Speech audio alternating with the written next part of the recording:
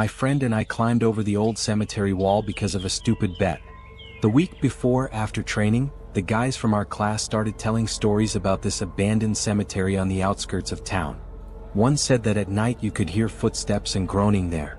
Another claimed his brother had supposedly seen a man who just stood there staring and then disappeared.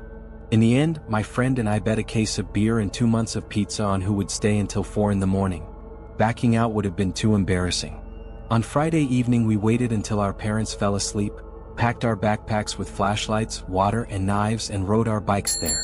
At 1:15 we left the bikes in the bushes by the road and approached the high brick wall. I climbed over first. My hands slipped on the damp bricks, and when I jumped down, my sneakers instantly got soaked in the thick grass. My friend climbed down after me. We turned on our flashlights at medium brightness and slowly moved along the overgrown path. The night was cold and moonless, the sky completely covered with clouds. The air was heavy and damp, filled with the smell of wet earth and rotting leaves. The cemetery was huge and long abandoned. Rows of old headstones disappeared into the darkness. Many slabs were cracked or sunken into the grass. We walked deeper and deeper, trying to stay on the main path. After half an hour our legs were already aching from all the holes and roots. I tripped several times over stones hidden under the tall grass. Around 2 o'clock we stopped in the old section where the trees grew thicker. We sat down behind a large leaning monument to wait it out. The ground was freezing cold. At first it was completely quiet. Only the occasional rustle of branches and the distant barking of dogs somewhere beyond the cemetery. I already started thinking this was just regular scary stories and we had come here for nothing. But at about 2:45 we heard the first sound, a quiet, slow scraping like metal rubbing against stone. It came from somewhere down in the lower part. We listened carefully. The sound repeated twice and then stopped. We decided to check it out. We walked down the slope. The soil here was softer, and our feet sank into the mud from the recent rains. A light fog began to rise from the ground, covering our ankles. The farther we went, the stronger the feeling became that someone was watching us. We turned around sharply several times, but saw only the dark silhouettes of crosses. My friend's flashlight started to dim slightly. We kept going anyway. Ahead appeared an old mausoleum with its iron door slightly open. On the frame were fresh scratches, deep and parallel. They looked like they had been made with something sharp very recently. We walked around the mausoleum from the side. Suddenly, off to the side between 2 old trees, I noticed a figure. A man stood completely still next to one of the headstones. Dark clothes, slightly hunched back. He was standing with his back to us and didn't move. My heart started pounding. We froze. My friend shone his light in that direction. The beam caught the silhouette for a second, but when we took a few steps closer, the figure was gone. There was only an empty space between the graves and a slight movement in the grass. Even though there was almost no wind, we both felt real fear. We decided to go back. But in the fog the path seemed to have disappeared. We walked in circles, constantly coming back to the same rows of graves. The scraping sound returned, now closer, and was joined by the quiet sound of slow, heavy footsteps on the wet ground. We sped up, almost running. I tripped over a rusted fence and tore my shin open badly. Blood flowed down, soaking my sock. The pain was terrible, but we couldn't stop. The fog had risen to our waists. The cold went right through to the bones. We continued searching for the wall, relying on memory. At one point I saw the same figure again, this time farther away, standing by another monument, still with his back to us. We didn't approach. We just ran in the opposite direction. Something heavy cracked in the bushes to our left, as if someone was walking parallel to us. Finally, the dark line of the wall appeared ahead. We climbed over with the last of our strength, clutching at the bricks and tearing our nails. My friend went over first, then I followed. We fell onto the grass on the outside. Inside the cemetery, everything suddenly became quiet. No footsteps, no scraping, just normal night sounds. We didn't say a word. We got on our bikes and rode home. We arrived just before dawn. At home I washed the wound on my leg and went to bed. The next day we told no one what happened. We simply paid for the pizza and closed the topic. But 2 weeks have already passed, and the marks on my shin still haven't healed properly. The skin there remains cold. And sometimes at night I wake up with the feeling that someone is standing in my room watching me. When I turn on the light, of course there's no one there. But the feeling stays.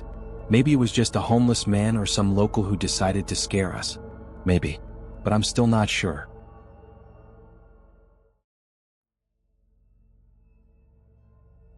I buried my ex-girlfriend Emma 2 weeks ago at the old city cemetery on the outskirts. We had broken up 3 years earlier, but after her sudden death I started feeling pulled there almost every night. I felt guilty. In recent years I had barely spoken to her. Tonight at 1 in the morning I couldn't resist again. I took a bag with flowers, a flashlight, and a small shovel and headed out. I just wanted to check on her plot. I pushed open the heavy gate. The cemetery greeted me with dead silence. Only the gravel crunched under my boots. A few lamps were barely glowing. I walked quickly, my breath visible in the cold air. When I reached the 7th row and saw Emma's grave, I immediately knew something was wrong. The soil on the mound was dug up, fresh footprints circled it, and the flowers I had left yesterday were thrown aside as if kicked away. I dropped to my knees and started smoothing the dirt with my hands. My fingers went numb instantly. I placed the new bouquet and pressed the earth down firmly. At that moment, behind me came a soft scraping sound, like fingernails on stone. I spun around and shone the flashlight. Nothing. Only rows of dark crosses sinking into the blackness. I stood up and decided to walk around the area. The deeper I went into the old section, the thicker the trees became and the heavier the air. It smelled of wet soil and rot. At one abandoned grave the earth was freshly disturbed. I stopped. In a hole about half a meter deep, I saw a pale human hand with slightly curled fingers. The skin was gray. It definitely wasn't there yesterday. My heart started pounding. I stepped back and turned to leave, but then I heard footsteps, slow dragging steps across the leaves. They were following me. I shone the light.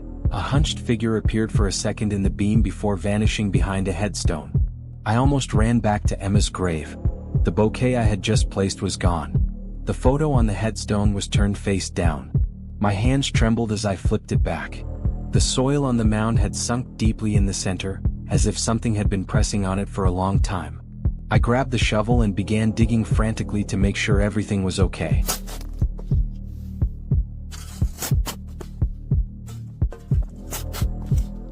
After 3 shovelfuls I hit something soft. I cleared the dirt away. White fabric appeared, burial shroud material. But it wasn't the one Emma was buried in.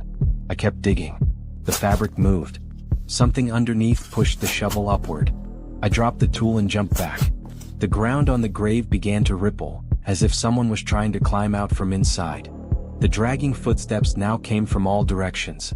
I grabbed my bag and ran toward the exit. Behind me came wet, gurgling breathing. I sprinted past the old crypts. One of the crypt doors was wide open. Inside, several pale figures moved slowly in the darkness. I didn't stop. Halfway to the gate I tripped over a fresh hole that wasn't there before. I fell forward, my hands sinking elbow deep into cold, loose dirt. Something grabbed my wrist from below, thin, strong fingers with broken nails.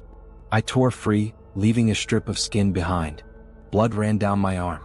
I got up and kept running. The gate was visible, but the path seemed much longer than usual. On both sides, hands protruded from graves, blindly grasping at the air. One cold palm brushed my leg. I kicked it away and kept going. The hunched figure appeared again, this time blocking the path ahead. It slowly straightened up. I couldn't see its face, but the clothes looked familiar, the dark coat Emma used to wear in her last years. It took a step toward me. I sharply turned left into the trees. Branches whipped my face. I ran along the forest edge of the cemetery, roots grabbing at my feet. The pursuer's breathing was right behind me now. I could smell rot and wet earth. Finally the fence appeared. I jumped, grabbed the top and pulled myself over, tearing my jacket. I landed on the road outside and looked back. The figure stood at the fence, watching me. It slowly raised one hand and waved.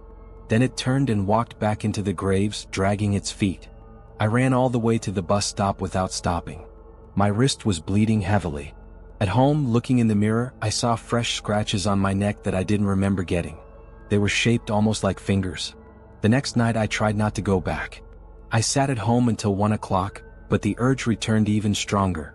I took the bag again and left the house.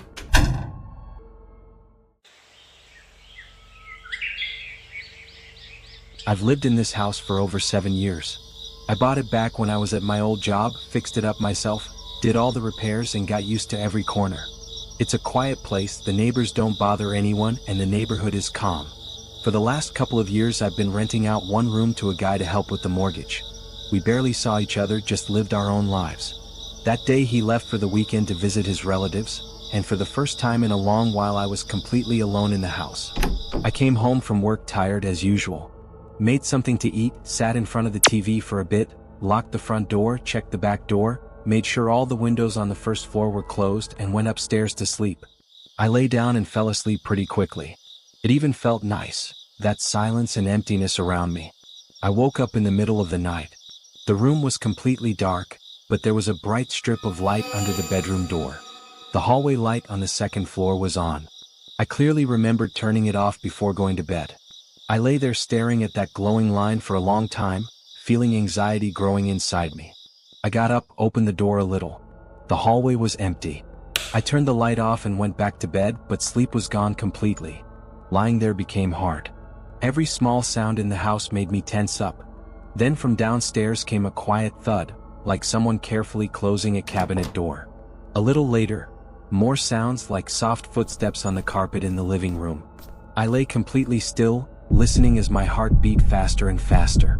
The house I had lived in for 7 years suddenly felt strange and unfamiliar. Eventually I couldn't take it anymore and went downstairs.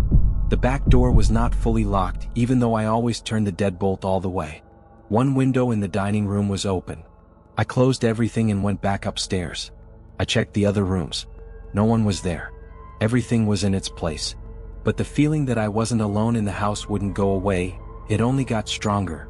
I sat on the bed with the light on. I sat there for a long time listening to the silence. Then I heard another sound, a drawer being quietly pulled out and pushed back in on the kitchen. I grabbed the baseball bat, turned on every light in the house and walked through all the rooms. I went down into the basement.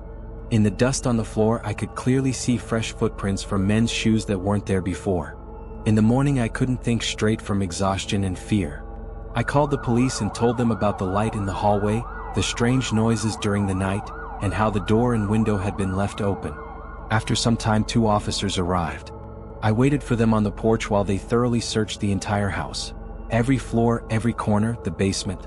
When they finally came out, they said that there was no one inside right now and almost no obvious signs of forced entry. But in the basement they found those fresh shoe prints, and on the hallway light switch there were fingerprints that definitely weren't mine. Someone had really been in the house all night. They added that nothing was stolen, but it wasn't a good idea to stay here alone, and they would send a patrol car around. I packed my things and left for my friend's place that same day. Since then I only sleep at his house. I only go back home during the day quickly just to pick up mail or something I need. I can't go there at night anymore. The house where I've lived for more than 7 years now only brings coldness and anxiety. Every time I remember that night, the first thing I see is that bright strip of light under the bedroom door. The police never found anyone. No street cameras caught anything, the fingerprints didn't match anyone in the database, no leads at all. But the scariest part is that the police themselves confirmed it. Someone was there. I was home alone in our apartment on the 9th floor when my parents left for the weekend to visit relatives in another city. They stocked the fridge, left me money for food, and told me not to open the door for anyone. I was 17, old enough to stay by myself, but the place felt way too big and empty that night. Outside, it was pouring rain, the kind of steady autumn downpour that drummed against the windows and blurred the streetlights below. I turned on the TV in the living room, put on some old movie, and dropped onto the couch with a bag of chips. At first everything was fine. I ate, flipped through channels, and checked my phone. My parents texted that they arrived safely and wished me good night. I replied quickly and set the phone aside. It was around 10 in the evening. The building was quiet except for the rain and the occasional hum of the elevator somewhere down below. I got up, went to the kitchen for water, and noticed I'd forgotten to close the balcony door in my parents' room. I shut it tight, checked the lock, and went back. Around 11 I heard the first weird sound. A quiet thud somewhere in the hallway outside. Not loud, but in the silent apartment it stood out.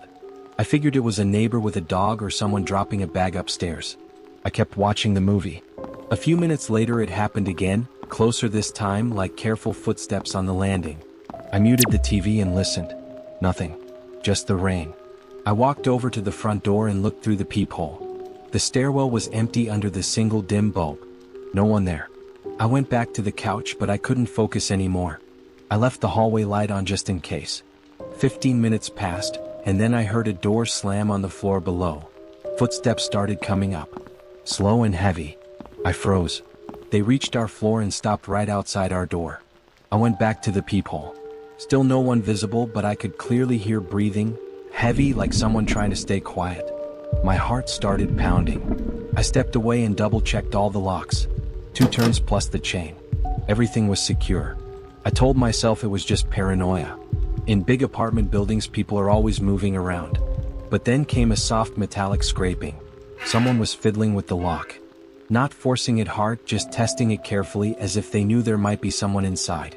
I turned off all the lights in the living room and stood still against the wall.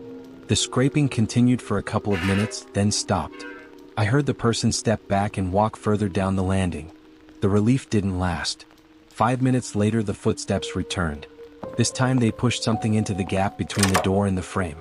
A slow, steady pressure. The door flexed a little, but the locks held. I quietly moved to the kitchen, grabbed the biggest knife from the drawer, and sat on the floor behind the table so I couldn't be seen from the windows.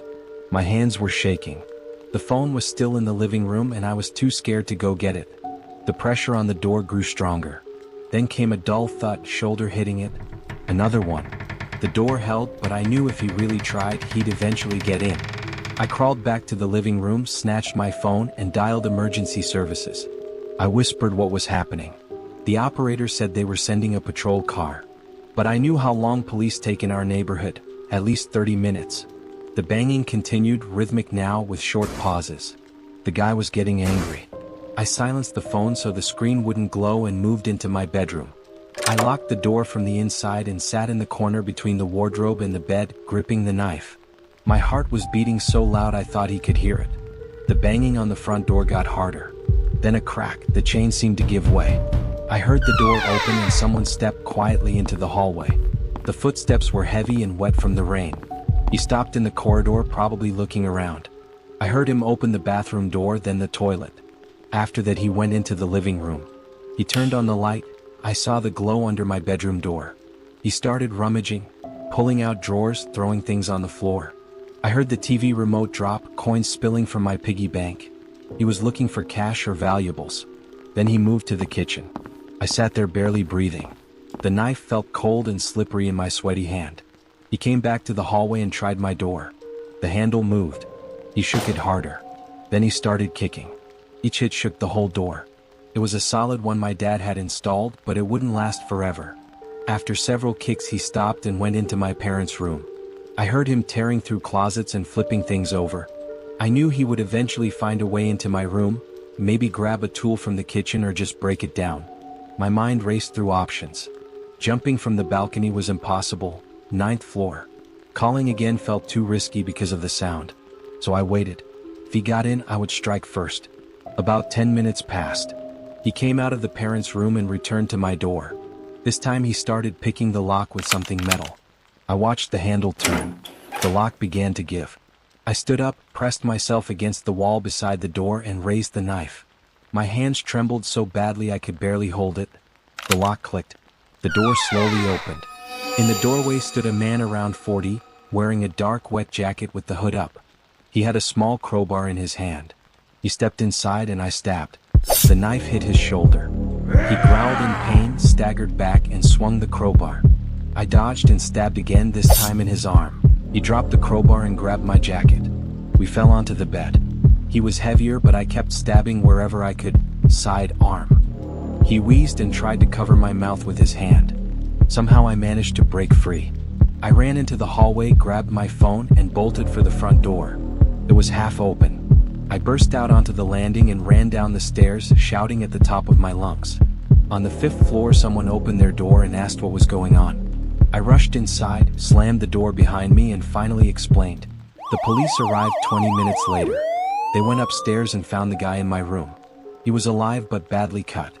It turned out he had been watching the building for days and knew my parents were away. He wasn't working alone. They later caught his partner waiting in a car downstairs with the stuff they'd already taken. They had robbed several apartments in the area while people were on vacation. They took me to the hospital and stitched up a few cuts on my hands. My parents flew back the next morning. The apartment was trashed, but I was alive. For a month after that, I couldn't sleep without the lights on. Every creak in the hallway made me jump. I realized how fast a normal evening can turn into a nightmare when you're alone and no one can hear you. Now, whenever my parents go away, I always ask a friend to stay over or I go to their place. I check the door 10 times before bed. Because I know these things happen. Not in movies, but in ordinary panel apartment buildings on a rainy evening, when you think you're just sitting home alone.